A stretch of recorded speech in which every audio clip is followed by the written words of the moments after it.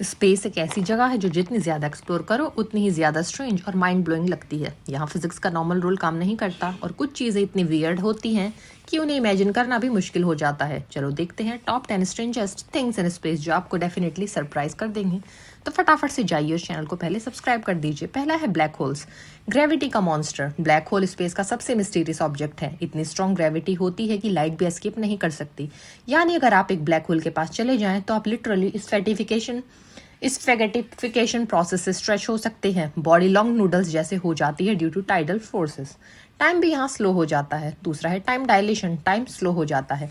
Einstein की theory के according space में टाइम सेम स्पीड से नहीं चलता। जब आप स्ट्रॉन्ग ग्रेविटी या हाई स्पीड में होते हो तो टाइम स्लो हो जाता है। इसका रियल लाइफ एग्जाम्पल एस्ट्रोनॉट्स हैं जो इंटरनेशनल स्पेस स्टेशन ISS पर थोड़ा स्लोअर टाइम एक्सपीरियंस करते हैं कंपेयर टू अर्थ। मार्स के जायंट डस्ट स्टॉर्म्स, मार्स पर पूरे प्लेनेट को कवर करने वाले डस्ट स्टॉर्म्स होते हैं जो मंथ्स तक चल सकते हैं। इमेजिन करो एक स्टॉर्म जो पूरा प्लेनेट हाइड कर दे, सनलाइट भी ब्लॉक हो जाती है।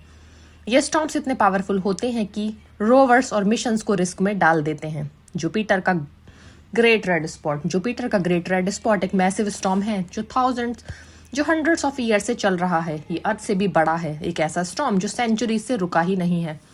ये स्पेस वेदर का एक एक्सट्रीम एग्जाम्पल है।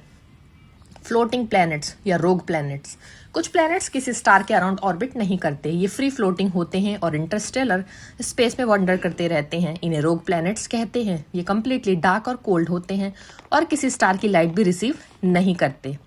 Neutron stars, super dense objects. Neutron stars इतने डेंस होते हैं कि एक टीस्पून मटेरियल का वेट बिलियंस ऑफ टन्स हो सकता है। ये सुपरनोवा एक्सप्लोजन के बाद बनते हैं। अगर अर्थ को कंप्रेस करके न्यूट्रॉन स्टार बना दिया जाए तो वो एक सिटी के साइज का हो जाएगा। स्टार्स का एक्सट्रीम लाइफ साइकिल, स्टार्स भी स्ट्रेंज तरीके से बॉर्न और डाई होते हैं। स्मॉल स्टार्स व्हाइट ड्वार्फ्स बन जाते हैं, जबकि मैसिव स्टार्स सुपरनोवा एक्सप्लोड करके ब्लैक होल्स या न्यूट्रॉन स्टार्स बना देते हैं। ये प्रोसेस मिलियंस ऑफ ईयर्स में होता है, but final explosion extremely violent होता है। स्पेस वैक्यूम, साउंड नहीं होता। स्पेस में एयर नहीं होती, इसलिए साउंड ट्रेवल नहीं कर सकता। यानी अगर स्पेस में एक्सप्लोजन भी हो जाए तो आप कुछ नहीं सुन पाओगे। मूवीज में जो लाउड स्पेस एक्सप्लोजन्स दिखते हैं वो साइंटिफिकली एक्यूरेट नहीं होते। The Hubble deep field view, Hubble space telescope ने जब डीप स्पेस का एक स्मॉल सेक्शन ऑब्जर्व किया तो उसमें थाउजेंड्स ऑफ गैलेक्सीज नजर आए। ये प्रूफ है कि यूनिवर्स कितना वास्ट है। एक टाइनी स्काई पैच में इतनी गैलेक्सीज, इमेजिन टोटल यूनिवर्स कितना ह्यूज होगा। Coldest places in the universe, space का टेम्परेचर जनरली एक्सट्रीमली लो होता है, बट कुछ रीजन्स जैसे बूमरैंग नेबुला यूनिवर्स का कोल्डेस्ट नोन प्लेस माना जाता है, ऑलमोस्ट एब्सोल्यूट जीरो के क्लोज। ये इतना कोल्ड है कि एटम्स ऑलमोस्ट मोशन स्टॉप कर देते हैं।